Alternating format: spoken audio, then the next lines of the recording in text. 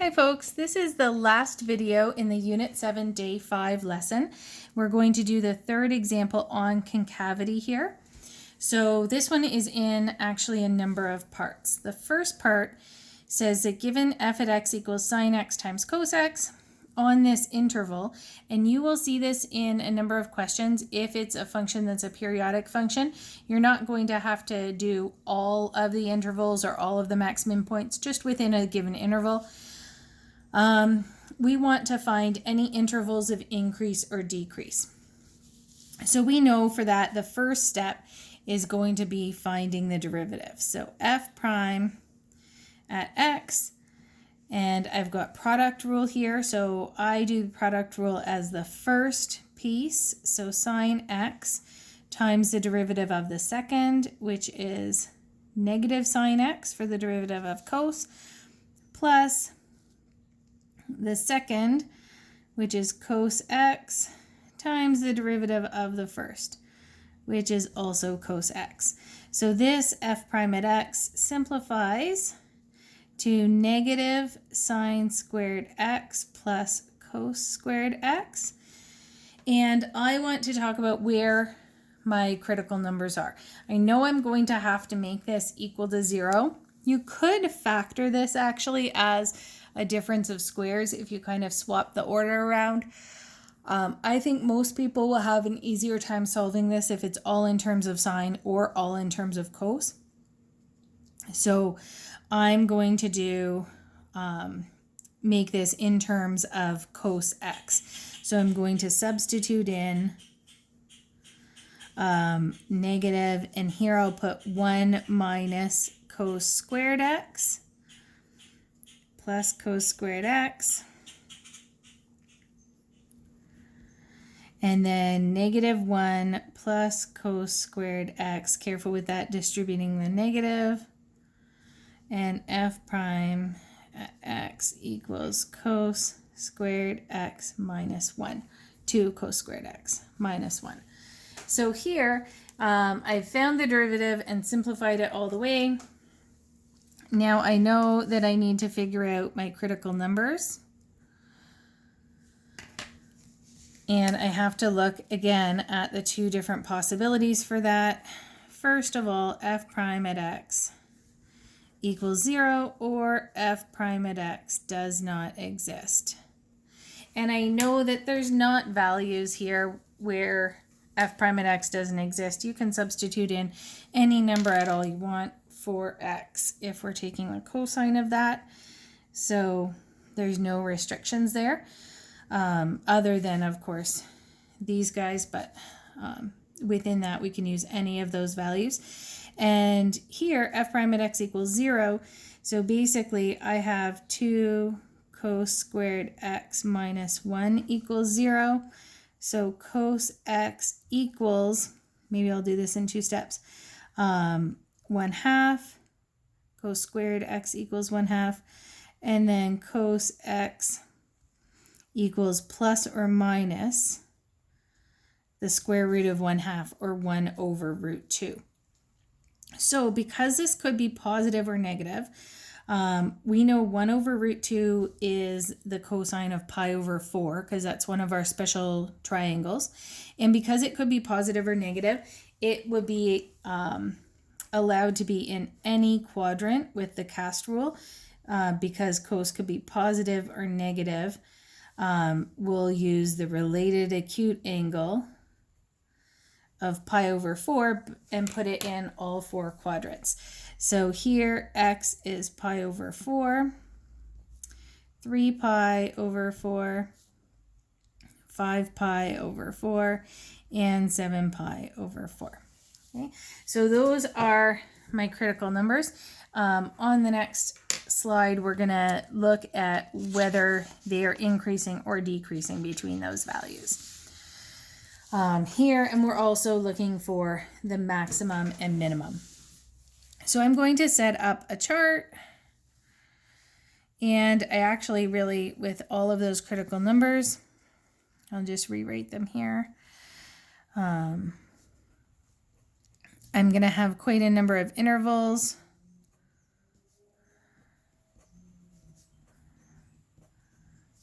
So remember that this was defined only between 0 and 2 pi.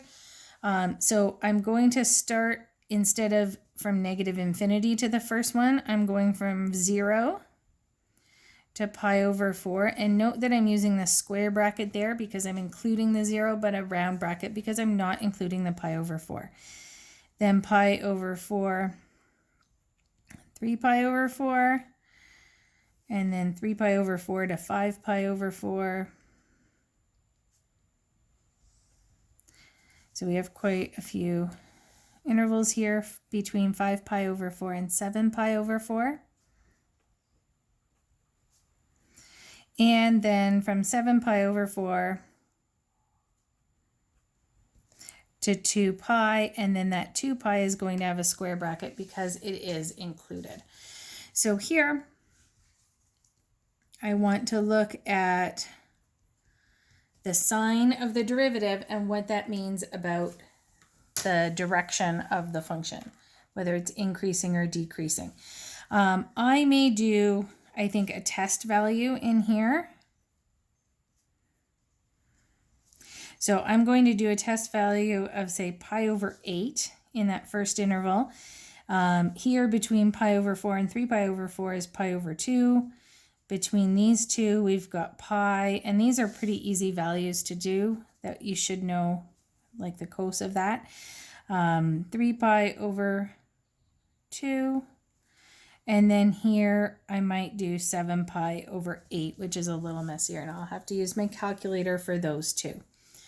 So if I was doing test values here, I know my derivative from the previous page was 2 cos squared x minus 1.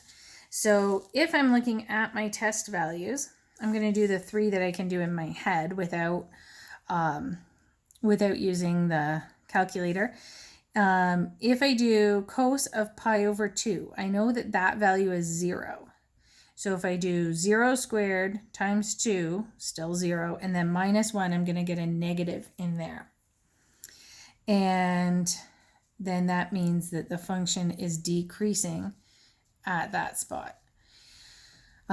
Cos of pi is negative 1. So if I do negative 1 squared, it's 1 times 2, and then minus 1. Here I'm going to get a positive value, so I'll have an increasing function. 3 pi over 2, again, my cos is 0 of that angle. Multiply or square it, multiply it by 2. You're still getting a 0. When you subtract 1, you get that negative. So that is decreasing. On my calculator, I would just sub in pi over 8 into this value, and I think it comes out to about positive 0.7. So that would be positive with an increasing function. And the same thing happens when on my calculator I subbed in 7 pi over 8 into the derivative. So f prime at 7 pi over 8 is positive, so it's increasing. So here we can say my intervals of increase and decrease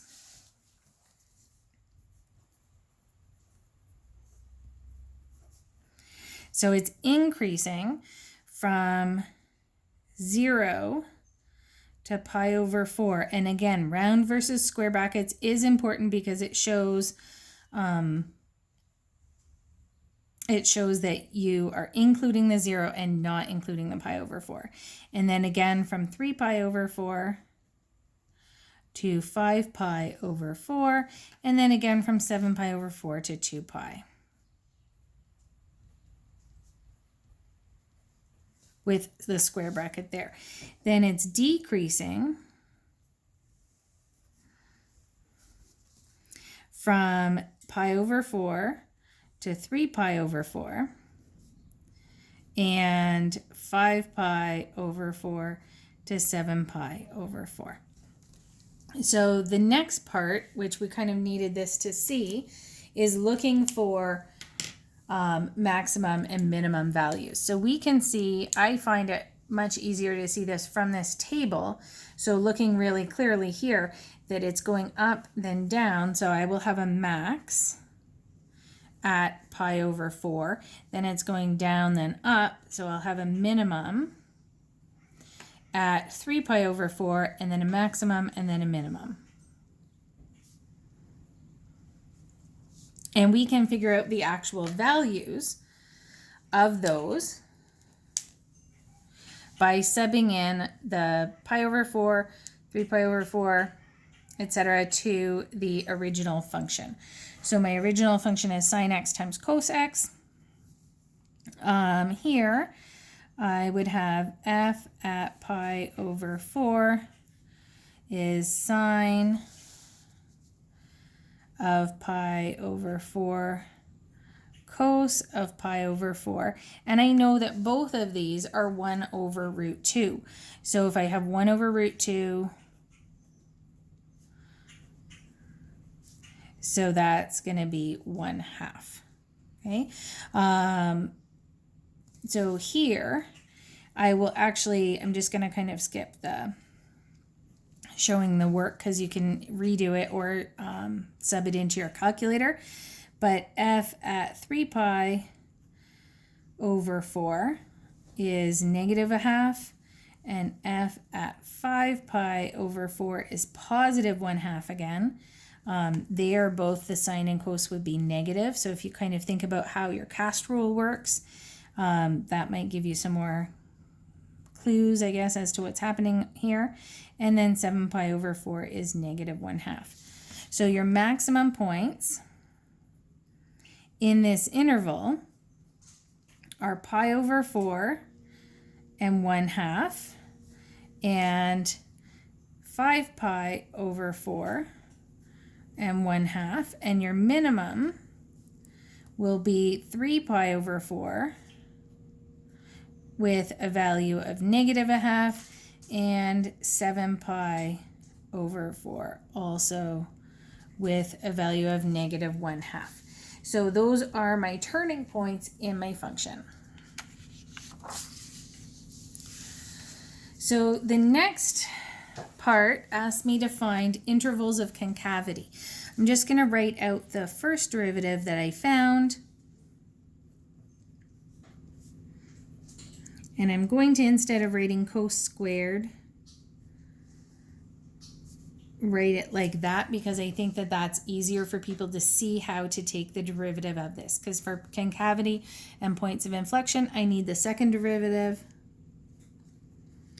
So this is more clearly a chain rule. Sometimes when that exponent is inside with the cos, it's a little bit harder to see how the chain rule is working here. So this is going to be 4 times the inside stuff to the exponent 1, then times the derivative of what's inside.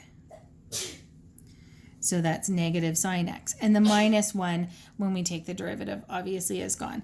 So this is -4 sine x cos x.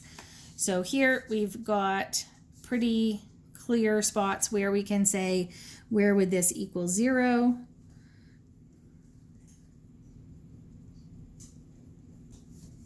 So the first derivative, or the second derivative equals 0, or the second derivative does not exist. There won't be any restrictions here, but this would happen when sine x equals 0 or when cos x equals 0. So we have to consider all of those points within the given domain from 0 to 2 pi. So from 0 to 2 pi, when does sine x equals 0? X equals 0, x equals pi, x equals 2 pi. And when does cos equal 0? Would be x equals pi over 2, and x equals 3 pi over 2. So those are the zeros of sine in the given interval, and here's the zeros of cos. So we're going to have to do the same idea again, looking at these intervals. So we'll have from 0 to pi, 0 to pi over 2 to pi, and these intervals are actually going to be the quadrants. As you can see, these are like the horizontal and vertical axis. So this is going to divide it into quadrants, sort of like the cast rule.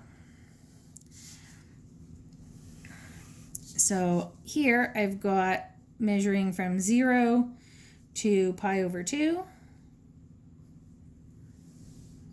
And then from pi over 2 to pi,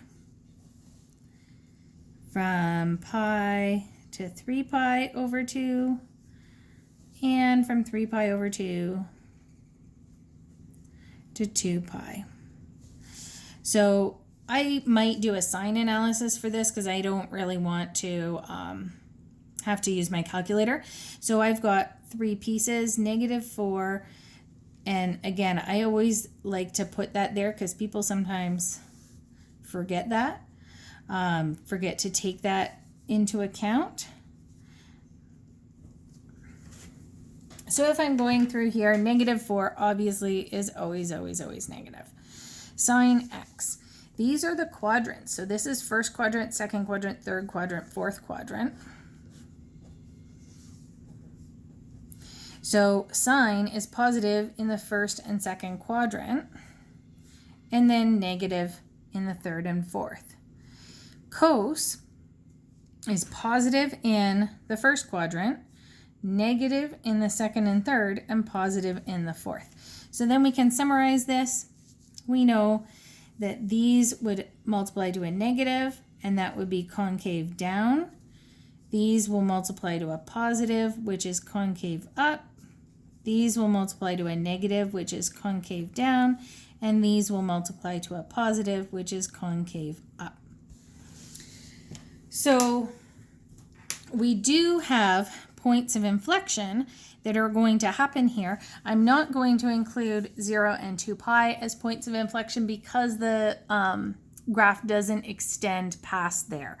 So I will say POI at x equals pi over 2 pi and 3 pi over 2.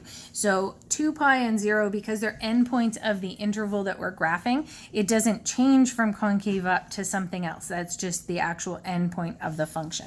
But we should, of course, if we were graphing that, know where that point was. So f, going to the original function, f at pi over 2, my original function was sine times cos. So sine of pi over 2 will be 1, but cos of pi over 2 is 0. So that's 0, and these are all going to be 0. So f at pi is 0 because their sine is 0, and f at 3 pi over 2 is also 0. I may put these on kind of to know f at 0 is going to be 0 and f at 2 pi is going to be 0. Those are not actually points of inflection, only because of our interval that's restricted. If you continue the graph out, of course, there would be a sign change in the second derivative at that point. So intervals of concavity. So it's concave up from pi over 2 to pi, and from 3 pi over 2 to 2 pi. And then concave down from 0 to pi, can I salvage that? Pi over 2, and pi to 3 pi over 2, and points of inflection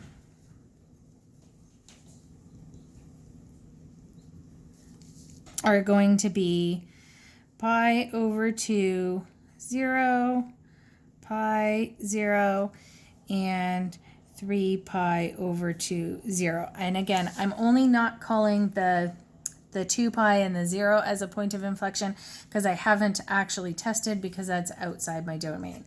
If it was a bigger interval that I was graphing, then they would be. So the last thing is to put this all together and to get a sketch of our function. So I'm going to graph pretty roughly here. So normally we know that the sine and cos functions, of course, go between 1, and -1. For this one, my my max and min values were actually at 1/2. So I'm going to put 2 pi, and then I've got things happening at like the pi over 4s. So I'm going to divide that kind of roughly up there. So the first thing I would do is those start and end points. I know that f at 0 equals 0 and f at 2 pi equals 0. If you have endpoints on your domain, you need to have those graphed accurately. So I'm going to put those points. Then I know I've got maximum and minimum points.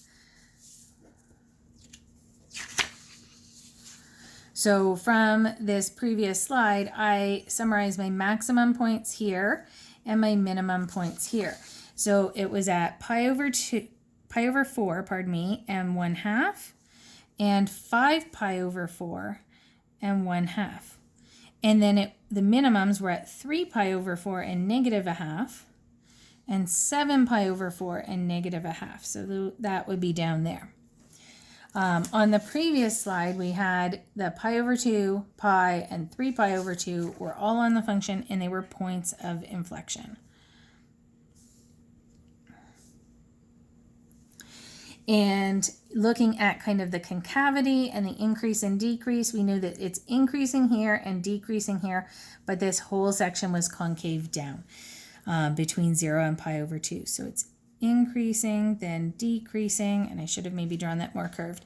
Then it was decreasing here and increasing and all concave up. So we've got what kind of looks like a transformed trig function a little bit, right? We've got, it's not quite, but it's got the period is pi and the amplitude is half because it goes up to 1/2 and down to -1/2. So you can get a pretty good graph if you have all of this information from all of these different pieces of your function and the derivatives. So in the next day's work, the day 6, I'm not going to have a particular new lesson. It's really just using all of the pieces of this unit together. So I've got this printed out. This is in your textbook. There is not a particular order, but this is kind of one of the suggested orders. One thing I do want you to be really clear about is what stuff are you going to use the first derivative for, and what stuff are you using the second derivative, and what stuff are you using the actual function. So I'm going to start off saying, like, where are we just looking at the function? So first, discontinuities or limitations in the domain. So for sure, for number 1, that's the actual function. That's like the asymptotes, any discontinuities, and your intercepts, all from the original function. Then the next one says determine any critical numbers by finding where the derivative equals 0 or is not defined. So then this, I'm going to highlight that this is all work with the first derivative. Then intervals of increase and decrease, are they maximum, minimum? That's with the derivative. The next is determine the behavior of the function for large positive and large negative values. So that's back to asymptotes. That's a horizontal or an oblique asymptote. That's the original function. Okay. The next one is looking at, so I don't necessarily do this all in this order. The next one says determine the second derivative, points of inflection, and concavity. So this is my second derivative, is number 7. And then last, it says determine any oblique asymptotes. Now we're back to the original function. So I really like to group them together more in this order, where I do everything I can, tell you everything I can about the function from just the function itself. Are there restrictions? Are there asymptotes? What are the intercepts? What's the end behavior? Are there oblique asymptotes or horizontal asymptotes?